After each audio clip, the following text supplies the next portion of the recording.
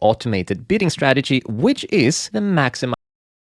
We are going to go through the next automated bidding strategy, which is the maximize clicks strategy. So let's have a look at exactly what it is and what it does. Well, the name sort of reveals it, but the maximize clicks strategies maximizes and prioritizes getting clicks on your ad. It still uses a PPC model, so that means that you're only going to pay when someone actually clicks on your ad. Now let's have a look at how this maximize clicks automated bidding strategy works more specifically. If we look at this diagram, we can see that looking to the left, we have the amount of clicks, and down below we have the quality. Now, when we're using the maximize clicks bidding strategy, we are not going to get a very high quality of traffic coming to our ads. The reason for that is we're prioritizing getting as many clicks as possible, and that means having as much search volume as possible to actually target, and that means that it needs to be a lower quality for a lower budget, which means more clicks but lower quality of those clicks. Now, this is absolutely fine because this is only a stepping stone. The entire goal of using the maximize clicks bidding strategy is to get those 15 conversions as quickly as possible so that we may switch over to a target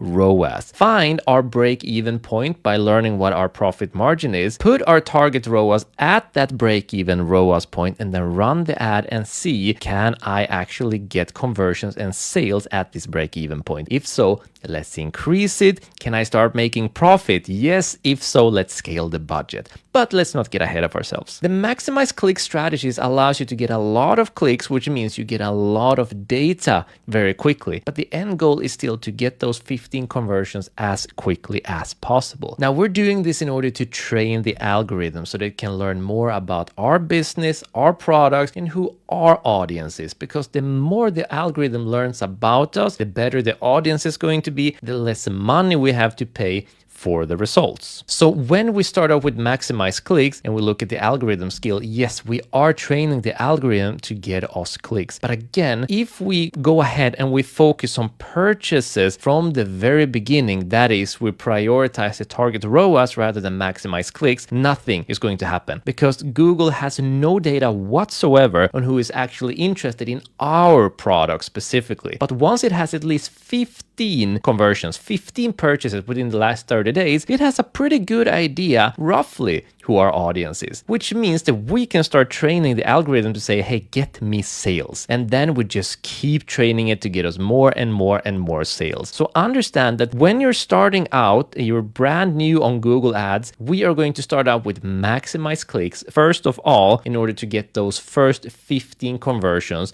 so we can then switch over to the target ROAS strategy. So once again, if you're brand new, go ahead, go down and click on maximize clicks. Now, what we're also going to do is look at the manual CPC bidding as a strategy. We're not going to use it, but if you are a very advanced user, you can go ahead and use this to your benefit. If you have no interest of diving into a more advanced strategy because you're a complete beginner, it is absolutely fine to skip the next lecture and you and I can continue setting up the ad. But in the next lecture, we will be talking about the manual CPC so you get the full spectrum of what's available for you. See you in the next lecture.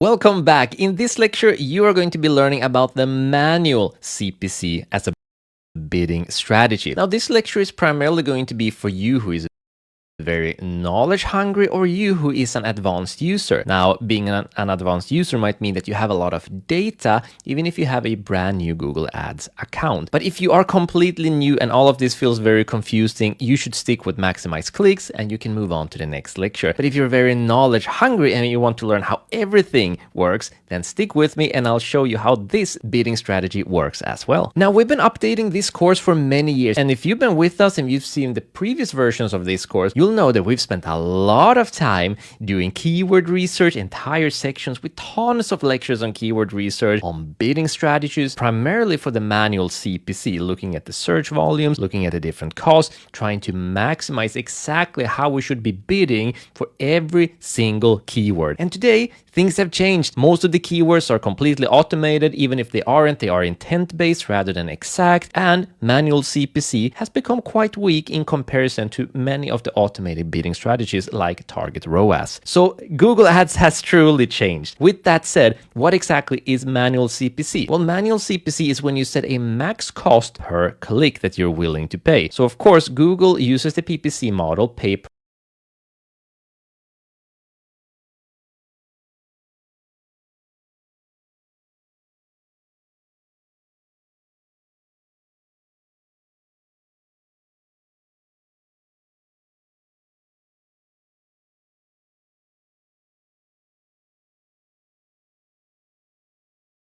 click. You're only actually paying when someone clicks on your ad. And here we can say, I'm only willing to pay this much for a click. Now there are benefits to this. So for example, if we look at the total clicks that we might be able to get, and then we're looking at the CPC, the cost per click down at the bottom. Well, that means that we're gonna get more control of where we want to bid. So with the maximize clicks, it's just going to pick the cost that's going to give you the most traffic, whichever cost that might be. But we might be able to actually pick a lower cost and down the line get more clicks over time because you're still using the same budget, but it's just gonna be a little slower over time. You're paying less. So with the manual CPC, the clicks may be cheaper and you might get actually more of them over time, but they're definitely going to be slower. And this is going to be the slowest way to get those 15 conversions. Because remember, now when you're bidding, you're saying I'm only paying this much. And there's only going to be a certain amount of the search volume that you can target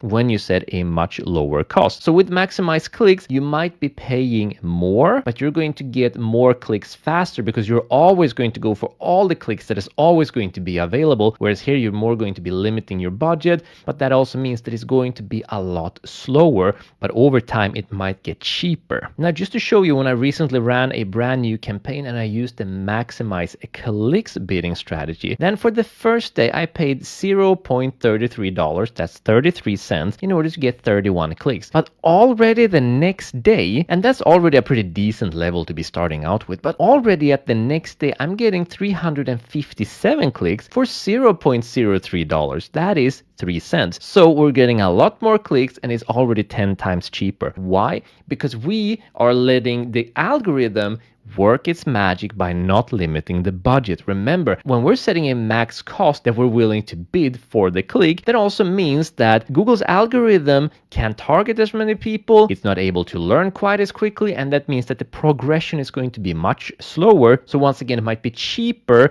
but it's definitely going to be slower. So the idea of using the AI that is behind Google in order to maximize your results as quickly as possible is going to be the best way to get the best possible results in the shortest possible time frame. But since you're still here with me, let's look at an advanced formula that you can use to calculate what your max CPC bid should be if you want to be profitable. So this is for you if you've got some actual data, but you don't have any conversions. What we're going to do to calculate our CPC is that we're going to take the average order value that we have and we're going to divide it with our return on ad spend, and then we're going to times it with our conversion rate. Now, again, this is an advanced formula, but this is how Google Ads used to be. This isn't required anymore.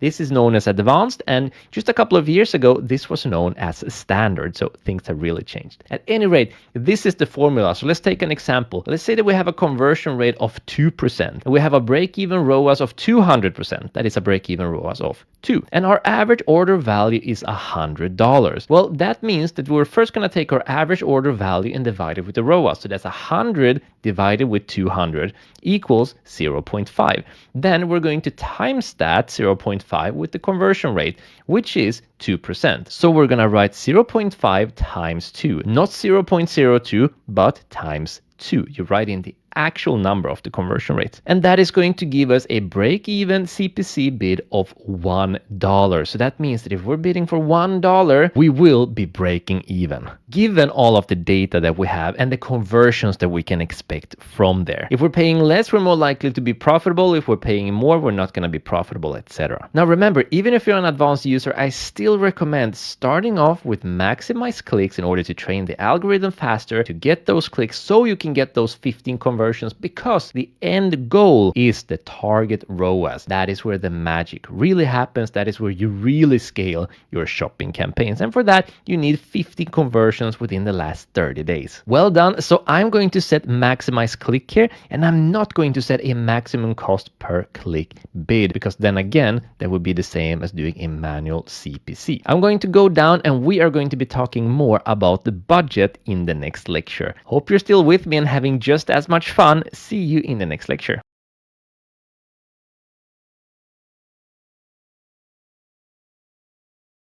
You won't pay more than your daily budget times the average number of days in a month. Some days you might spend less than your daily budget, and on others you might spend up to twice as much. So what does that mean? That means that for that month, you will never spend more than $304, because the average amount of days in a month is 30.4 days. That is calculating the average amount of days in a year, of course. So $10 times 30.4 equals $304. So this gives Google access to something known as under delivery, meaning that some days it might under deliver and just spend, say, half your budget, just $5, and some days it can over deliver. It can double your budget and spend up towards $20. So why does this happen and your budget and spend up towards $20?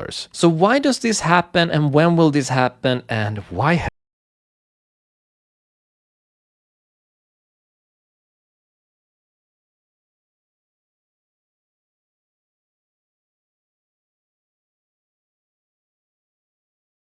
some days it might under deliver and just spend, say, half your budget, just $5, and some days it can over deliver. It can double your budget and spend up towards $20. So why does this happen, and when will this happen? Just $5, and some days it can over deliver. It can double your budget and spend up towards $20. So why does this happen, and when will this happen, and why have they made it like this? Well, it's all based on Google's AI and their algorithms and their expectations. So for under delivery, they're not going to be spending so much of your budget when they are expecting a poor performance. Remember, Google is actually on your side, even though all of the recommendations won't to be spot on, and we're going to talk about some of those coming up. But in the end, Google wants you to get results, because that means that you're making money, and that means you're going to scale your budget, so Google makes more money. And also because you're getting results, that means people are clicking and buying your stuff, which means that Google's users are happy, and they are very particular about having their users happy with their services. So this is a win-win situation for everyone. So when they expect your ads to have a poor performance, they're not going to be spending a lot of your budget, because they don't want to waste it and they don't want to give people a bad experience. Now, there's also the other side, that is the over delivery. And that is when Google is expecting that you might have a great performance. They found an audience just today that they think that they're really going to like your ad. So we're going to spend some more today and see if we can get those results that it looks like you're going to be getting. So this is very important to know when it comes to the daily budget, that it's not just setting $10 and then you're going to be spending $10 every day. So if you have a complete budget, let's say that you have a monthly budget of how much money you're willing to be spending on your ads every month, we can reverse these calculations. So that means that we're going to take your month's budget. Let's say that you're willing to spend $500 on your ads. So we're going to take those $500 and we're going to divide it with the average amount of days in a month, 30.4. That gives us a daily budget of $16.45. That is going to guarantee that we're never spending more than $500. Also, as an important point to know, that should they ever over deliver, meaning that they go above your monthly budget, then you're never going to have to pay for that excess. It's their guarantee that when you set a daily budget and you calculate it over the month, with the daily budget times 30.4, you will never pay more than that amount. And should they ever spend more than that amount, you won't be paying for it. Google themselves will. So what is a great budget to start with? And honestly, will never pay more than that amount. And should they ever spend more than that amount, you won't be paying for it. Google themselves will. So what is a great budget to start with? And honestly, this depends. Pay more than that amount. And should they ever spend more than that amount, you won't be paying for it. Google themselves will. So what is a great budget to start with? And honestly, this depends on you and where you are. I would say that at least you should be spending $5 at a bare minimum. But if you have a large budget and you want to get a lot of data very quickly, I would also recommend, if possible, you could start with $50. If you're somewhere in between there, might start with $15 or $20. I'm gonna write $15 for this example. Again, there's no right or wrong. You need to calculate how much money you're willing to spend on your budget, but you have to remember that this is money that you need to be able to actually lose. Because we're going to be training the algorithm, this will cost you. Ads are costly, especially in the beginning, and then over time we start building up and getting that profit. But that is an investment we have to make. And then scrolling down, we have campaign priority, but we've already spoken about this. We're never going to have campaigns and products competing with each other. So we don't need to touch this at all. We can just leave it exactly as it is. We're going to talk much more about this in an upcoming lecture called product segmentation. For now, we're going to scroll down, and in the next lecture, we're going to be talking about targeting. Hope you're excited. See you.